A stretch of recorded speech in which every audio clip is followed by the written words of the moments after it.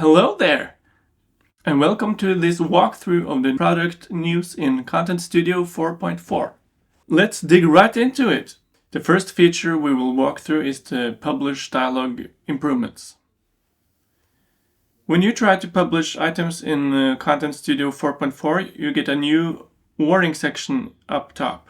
It tells you whether items are invalid, in progress, or if you are missing rights to publish the items. As you can see, the Publish button in this case is disabled, so you won't be able to publish until you resolve the problematic items up top. So either you can exclude items one by one or in groups up top.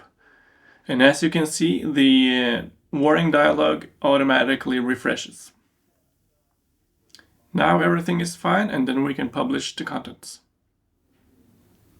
Next up is archive or delete dialog improvements. Whenever you are archiving or deleting an item, it's useful to know what other content items are linking to it.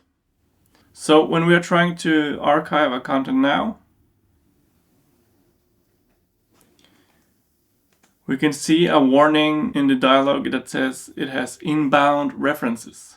This means that other content items are linking to this item that we're trying to archive or delete. This can be ignored, but be aware that whenever you archive or delete this item, it will lead to a 404 or a missing item on your live web page or app. But let's go into the menu and remove the inbound reference.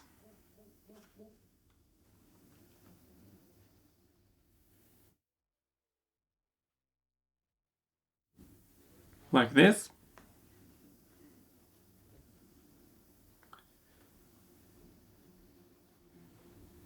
Now we can see that the warning dialog has been removed, and now we can safely archive the item without worrying about 404s.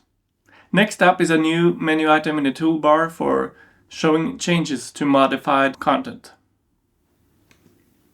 This can be seen in both the Content Navigator and in the Content Editor.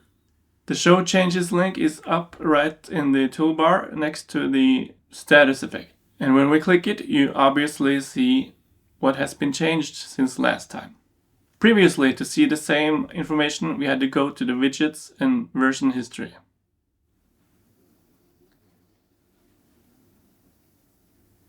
And now for a personal favorite of mine. For a long time, I have been wanting to be able to add new content items directly from a Content Selector menu. And now it's possible. Let's see how. In this blog post, I want to add a new author.